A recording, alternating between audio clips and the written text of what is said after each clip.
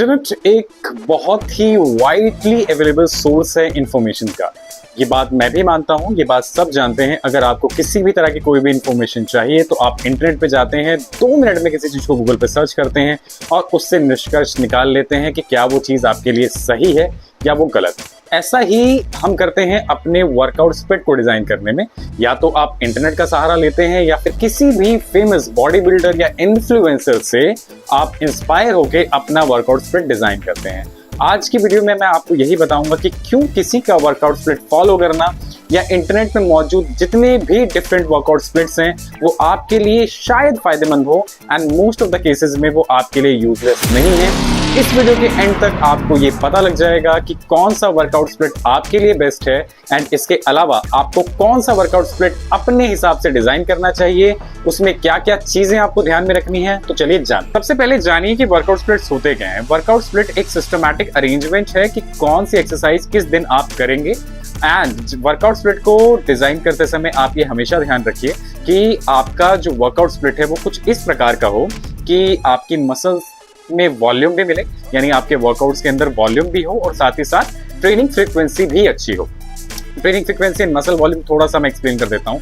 Training volume मतलब कि जिस भी मसल को आप ट्रेन कर रहे हैं उसके सारे हेड्स को आप अच्छे वॉल्यूम से ट्रेन करें। एंड फ्रीक्वेंसी से मेरा मतलब है कि एग्जाम्पल आपने एक मसल पार्ट आज ट्रेन किया है तो बहुत कोशिश कीजिए कि कम से कम 24 से 48 घंटे या फिर एटलीस्ट 72 घंटे के बाद आप उस मसल पार्ट को दोबारा हिट करें ताकि आपकी फ्रीक्वेंसी भी बनी रहे। प्रीवियसली हमने बात की वर्कआउट स्प्लिट्स के बारे में। आइए कुछ बेसिक इन्फॉर्मेशन आपको बताता हूँ। देखिए, जब आप नेचुरल बॉडी बिल्डिंग करते हैं ना, यानी कि आप किसी भी तरह के एनाबॉलिक स्टेरॉइड पे नहीं हैं, आप अपनी इंडियन डाइट पे हैं या फिर कुछ बेसिक सप्लीमेंट्स के साथ अपनी जिम के जर्नी को आप चालू करते हैं ना, तो 2 चीजें बहुत इंपॉर्टेंट है, आपका रेस्ट एंड किस तरीके से आपने अपने वर्कआउट प्लान को डिजाइन किया है, यानी कि आपने अपने वर्कआउट को किस पार्ट में स्प्लिट किया है। That's why we are calling it a workout split.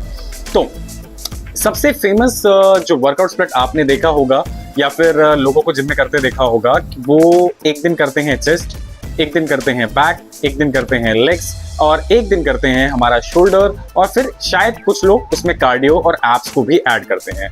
Basically इसको कहा जाता है ब्रो स्प्लिट, जिसके अंदर हर दिन आप किसी एक मेजर मसल ग्रुप को ट्रेन करेंगे। ठीक है, अब इसके अंदर प्रॉब्लम क्या है? सबसे पहली बात, अगर आप इस तरह का स्प्लिट फॉलो कर रहे हैं तो आप ये देखिए, एग्जाम्पल मैं लेता हूँ चेस्ट मसल से। मंडे को आप चेस्ट ट्रेन कर रहे हैं, आपने पहली एक्सरसाइज सपोज आपने की chest press, incline chest press की, दूसरी एक्सरसाइज आपने की फ्लैट बेंच, इसके बाद कई लोग मैंने देखा है कि डिक्लाइन प्रेसेस भी करते हैं। तो यानी 3 तरह के आपने प्रेसेस किए, 3 तरह के प्रेसेस करने के बाद आप फ्लाई मूवमेंट पे जाएंगे तो 6 या 7 एटलीस्ट 8 एक्सरसाइज लोग करते हैं उस दिन 1 से 1.5 घंटे के अंदर। अब आप देखिए कि जब आपकी पहली जो 2 एक्सरसाइज थी उसके अंदर आपकी चेस्ट मसल्स काफी ज्यादा फ्रेश थी और आपने बहुत अच्छे वॉल्यूम से ट्रेन किया, तो यानी कि जो पहली स्टार्टिंग की 2 एक्सरसाइजेज हैं उसके अंदर आपकी चेस्ट को अच्छा वॉल्यूम मिला। लेकिन जैसे जैसे आप वर्कआउट में आगे प्रोग्रेस करते रहे वैसे वैसे हुआ क्या कि आपकी जो फटीग लेवल है मसल में वो बढ़ गए और बाकी एक्सरसाइजेस को आप अच्छे से परफॉर्म नहीं कर पाए। तो पहली प्रॉब्लम इसमें क्या हुई कि आपने 1 से 2 एक्सरसाइज में तो बहुत अच्छा वॉल्यूम दिया, लेकिन बाकी आगे आने वाले जो वेरिएशंस हैं उसके अंदर आप अच्छा वॉल्यूम नहीं दे पाए। तो अब एक तो प्रॉब्लम ये हुई। दूसरी प्रॉब्लम क्या है, लेट्स से आपने मंडे को चेस्ट किया तो होपफुली या फिर प्रैक्टिकली आप देखेंगे तो दोबारा आपका चेस्ट का नंबर शायद अगले मंडे या फिर सैटरडे तक आएगा। तो देख रहे हैं कितना लंबा गैप है आपकी चेस्ट ट्रेनिंग के दौरान अगर आप ब्रो स्प्लिट कर रहे हैं। तो जैसा मैंने प्रीवियसली आपको बताया कि अगर आपको ऑप्टिमल मसल ग्रोथ चाहिए तो आपका ट्रेनिंग वर्कआउट स्प्लिट कुछ इस तरीके से डिजाइन होना चाहिए जिसमें आपको मसल वॉल्यूम भी मिले और आपको मसल फ्रीक्वेंसी यानी कि आपकी वर्कआउट की फ्रीक्वेंसी है वो भी आपको मिले। तो इन दोनों बातों का ध्यान रखते हुए जो ब्रो स्प्लिट्स है, ठीक है, वो किसी भी स्टडी में ये नहीं पाया गया है कि these are the actual workout splits जो आपको करने चाहिए अपनी ऑप्टिमल मसल ग्रोथ के लिए। बॉडी बिल्डिंग स्प्लिट आता है वो है पुश पुल लेग्स वर्कआउट। इसमें इंडिविजुअल एक दिन पुश मसल्स को ट्रेन करते हैं, दूसरे दिन हमारी पुल मसल्स को ट्रेन करते हैं और तीसरे दिन लेग्स। पुश मसल्स में आती हैं हमारी chest, shoulder and triceps. Pull muscles में आते हैं हमारे बाइसेप्स, हमारी पूरी बैक मसल्स, हमारे रियर डेल्ट्स एंड हमारे ट्रेपीजियस मसल्स यानी हमारी ट्रैप्स। और फिर उसके बाद हमारी लेग्स मसल जिसके अंदर हम अपने quadriceps, hamstring, glutes and carbs को ट्रेन करते हैं। एडक्टर्स भी मसल्स होती हैं ग्लूट्स में, लेकिन मेनली जो मेजर मसल ग्रुप्स हैं उनके बारे में मैं आपको बताऊंगा। अब इसमें फ्रीक्वेंसी देखिए कितनी ज्यादा है कि एक ही दिन में अपने चेस्ट, शोल्डर और ट्राइसेप्स को ट्रेन कर रहे हैं, दूसरे दिन आप अपनी बैक, आपके बाइसेप्स और अपने रियर डेल्ट और अपने ट्रैप्स को ट्रेन कर रहे हैं, और एक दिन कंप्लीटली लेग्स। तो आप देख रहे हैं इसमें फ्रीक्वेंसी कितनी बढ़ गई। अब लोगों का सवाल ये आता है कि यार ये इस तरह का वर्कआउट स्प्लिट करने से तो यार मसल ग्रोथ बहुत ज्यादा होगी, क्योंकि बहुत जल्दी नंबर आ रहा है। तो इसमें दो प्रॉब्लम है, एक तो रेस्ट एंड रिकवरी, एंड दूसरा मैं आपको एक चीज बताता हूँ एग्जाम्पल लेके। एग्जाम्पल, आज आपका पुश डे है, इसमें सबसे पहले आप चेस्ट की एक्सरसाइजेस करते हैं, दूसरे नंबर पे आप अपनी शोल्डर की एक्सरसाइज करते हैं, तीसरे नंबर पे आप हमारी क्या करते हैं, ट्राइसेप्स की एक्सरसाइज। जैसे मैंने आपको पहले बताया कि मसल ग्रोथ के लिए ऑप्टिमम होती है हमारी ऐसी एक्सरसाइज जो हमें मसल वॉल्यूम भी दे और ट्रेनिंग फ्रीक्वेंसी भी दे। अब पुश पुल के अंदर ट्रेनिंग फ्रीक्वेंसी तो है, लेकिन इसके अंदर आपका जो वॉल्यूम है ना, जैसे एग्जांपल आप चेस्ट करते हैं, चेस्ट करने के बाद आप शोल्डर करते हैं, जब तक आपका ट्राइसेप्स का नंबर आएगा ना, आपका माइंड और आपकी बॉडी इतनी ज्यादा फटीग हो जाती है कि आप फिर उसके बाद यानी कि ट्राइसेप्स को इतना अच्छे से ट्रेन नहीं कर पाते।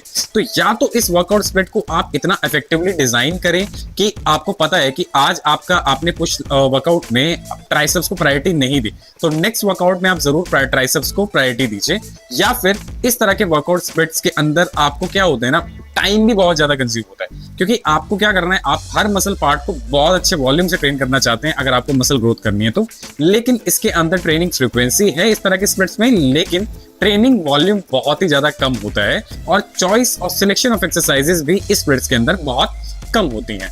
जनरली इस तरह के स्प्लिट्स को ऐसे लोग फॉलो करते हैं जिनका कोई एथलेटिक इसमें रोल है, यानी कि कोई एथलीट्स हैं वो, या फिर वो किसी स्पोर्ट्स को खेलते हैं। जनरली इस तरह के स्प्लिट्स को वो लोग फॉलो करते हैं। तीसरा फेमस बॉडी बिल्डिंग स्प्लिट है अपर बॉडी, लोअर बॉडी एंड आपका कार्डियो डेज। यानी एक दिन आप अपर बॉडी ट्रेन करेंगे, एक दिन आप लोअर बॉडी ट्रेन करेंगे, और तीसरे दिन आप अपना कार्डियो, स्ट्रेचिंग या some kind of yoga stuffs. इसको upper body lower body split बोलते हैं। अपर बॉडी की सारी मसल्स को आप एक दिन में ट्रेन करेंगे, लोअर बॉडी की सारी मसल्स को आप एक दिन में ट्रेन करेंगे। ये जनरली उन लोगों के लिए प्लान किया गया है जिन लोगों के पास टाइम बहुत कम होता है, या फिर जो ओल्ड एज के लोग हैं जो इतना ज्यादा training volume and training frequency दोनों ही नहीं देना चाहते। तो बहुत ही बेसिक वर्कआउट्स होते हैं जिससे उनकी मसल जो हैं वो एक्टिव रहें, वो एक वर्कआउट रूटीन में पार्ट भी लें, बट इतना टाइम या इतनी एफिशिएंसी इन वर्कआउट स्प्लिट्स में नहीं होती। इनके लिए कुछ स्पेशल पॉपुलेशंस होती है जो इस तरह के वर्कआउट स्प्लिट को फॉलो। इसलिए हमने वीडियो में बात करी कुछ famous body building workout splits के बारे में और उनकी कुछ लिमिटेशंस के बारे में। जो हमारा प्राइमरी गोल है वो जिम में जाके मसल बिल्ड करने का है, तो दैट्स वाई जो मैंने आपको बताया था, जितनी भी रिसर्चेज की गई हैं, अगर आप अपनी मसल को अच्छा training volume and training frequency देते हैं तो ही आपके मसल जो बिल्डिंग जर्नी है वो बहुत तेजी से होती है। तो कैसे हम एक ऐसा वर्कआउट प्लान, एक वर्कआउट स्प्लिट डिजाइन करें जिससे ये दोनों जो ऑप्टिमल मसल ग्रोथ की कंडीशंस हैं ये फुलफिल हो पाए। तो उसके लिए मैं थोड़ा सा अपने एक्सपीरियंस से आपको एक चीज बताता हूँ। मैं जो वर्कआउट स्प्लिट फॉलो करता हूँ अभी, पहले मैं ब्रो स्प्लिट करता था, फिर मैंने push and pull leg workout भी किया। इसके बाद जो अभी कुछ सालों से मैं एक वर्कआउट स्प्लिट फॉलो कर रहा हूँ और जिससे मेरी मसल बिल्डिंग जर्नी में बहुत अच्छे रिजल्ट मुझे मिले हैं, वो है डबल बॉडी पार्ट स्प्लिट। अब इसको लोग अलग अलग नाम से बुला सकते हैं, लेकिन जनरली इसमें होता क्या है कि इसमें मैं दो मसल ग्रुप एक दिन में ट्रेन करता हूँ। जैसे एक दिन मैं चेस्ट एंड ट्राइसेप्स ट्रेन करूंगा, दूसरे दिन मैं बैक और बाइसेप्स को ट्रेन करूंगा, तीसरे दिन मैं शोल्डर, ट्रैप्स और एब्स को ट्रेन करता हूं। फिर जो लेग्स का वर्कआउट है वो कंप्लीट एक हैवी वर्कआउट होता है, उसको मैं अलग दिन रखता हूं। इससे होता क्या है, बेसिकली डबल बॉडी पार्ट करने से ये होता है कि जो आपका प्रॉब्लम था कि आप बहुत हैवी लोड यानी बड़ी बड़ी मसल्स को ट्रेन कर रहे थे, वो प्रॉब्लम खत्म हो जाती है और आप दोनों बॉडी पार्ट्स को अच्छे से प्रायोरिटाइज कर पाते हैं। सेकेंडली 6 से 7 एक्सरसाइजेज में आपका काम हो जाता है, 1 घंटे से सवा घंटे के अंदर का आपका ये वर्कआउट होता है और इससे ट्रेनिंग फ्रीक्वेंसी भी बढ़ती है, यानी आपको ट्रेनिंग वॉल्यूम भी मिला और आपको ट्रेनिंग फ्रीक्वेंसी भी आपकी अच्छी हुई। तो इस तरह का वर्कआउट स्प्लिट आप अपने लिए डिजाइन कीजिए। इसके अलावा एक और क्वेश्चन आता है कि क्या कोई सच में कोई ऐसा वर्कआउट स्प्लिट होता है जो एक इंडिविजुअल को ऑप्टिमम मसल ग्रोथ दे सके? तो इसका जवाब है नहीं, ऐसा कोई वर्कआउट स्प्लिट नहीं बना है। आपको अपनी सिचुएशंस, अपनी कंडीशंस, अपनी रेस्ट एंड अपनी रिकवरी, इसके हिसाब से अपना खुद का एक वर्कआउट स्प्लिट डिजाइन करना होता है। और अगर आप अपनी कंडीशंस को समझते हैं कि भाई आपका लाइफस्टाइल कैसा है, आपका रिकवरी कैसा है, आपका डाइट कैसा है, अगर उसको समझ के आप अपना वर्कआउट स्प्लिट डिजाइन करेंगे तो आपका मसल ग्रोथ ऑप्टिमल होगा। इसके अलावा 2-3 बातें आप वर्कआउट स्प्लिट को डिजाइन करते हुए हमेशा ध्यान में रखिए कि सबसे पहले जो भी आपके वीक मसल पार्ट्स हैं उनको ट्रेनिंग में पहले ट्रेन कीजिए। पहले ट्रेनिंग जैसे मान लीजिए अपर चेस्ट, इंडियन या एशियन लोगों की अपर चेस्ट ना वीक होती है, तो आप जब भी चेस्ट का वर्कआउट करें तो प्रायोरिटाइज कीजिए अपने अपर चेस्ट को, जो हमारी ये अपर चेस्ट वाला एरिया है, कैल्विकुलर हेड, इसको आप ट्रेन कीजिए। अब इसके अलावा दूसरा आप क्या ध्यान दीजिए कि किसी भी मसल पार्ट को दोबारा हिट करने से पहले वो मसल ठीक तरह से रिकवर हो गया हो। इसके बाद आप ट्रेनिंग वॉल्यूम पे ध्यान दीजिए कि आप जो अपने वर्कआउट को ना बहुत जल्दी फ्रीक्वेंटली इतना ज्यादा मिक्स मत कीजिए कि बहुत जल्दी। एक वर्कआउट रूटीन को कम से कम 40 दिन जो आपने वर्कआउट स्प्लिट बनाया उसमें कुछ एक्सरसाइजेस रखी होंगी ना आपने, तो उन एक्सरसाइजेस को एटलीस्ट 40 से 45 दिन तक यूज कीजिए और उसके बाद ही किसी वर्कआउट स्प्लिट को आप दोबारा चेंज कीजिए और उसके अंदर एक्सरसाइजेस को चेंज कीजिए। इससे होता क्या है कि आप एक गोल सेट करते हैं माइंड में। जब भी आपको लाइफ में कुछ भी करना है तो आपको एक गोल सेट करना होता है, उसके लिए आप प्लान बनाते हैं। तो सेम इन बॉडी बिल्डिंग या जिम जाने में भी आपको क्या करना है, एक वर्कआउट प्लान और एक वर्कआउट स्प्लिट आपको डिजाइन करना है, 40 से 45 दिन उसको फॉलो करना है, उसके बाद ही आपको चेंजेस करने हैं। तो आई होप एक बेसिक इंफॉर्मेशन जो एक वर्कआउट स्प्लिट्स के बारे में है वो मैंने आपको दिया होगा और किस तरीके से आपको अपने लिए एक optimal workout plan and workout split बनाना है। वर्कआउट प्लान तो नहीं, वर्कआउट प्लान के बारे में हम कभी और बात करेंगे। वर्कआउट स्प्लिट कि किस तरीके से आप अपने वर्कआउट स्प्लिट को डिजाइन कर सकते हैं। तो इस वीडियो को आप मैक्सिमम लोगों तक शेयर कीजिए, इस चैनल को प्लीज से सब्सक्राइब कीजिए एंड फिर मिलते हैं कभी और किसी और वीडियो में किसी नए टॉपिक के साथ।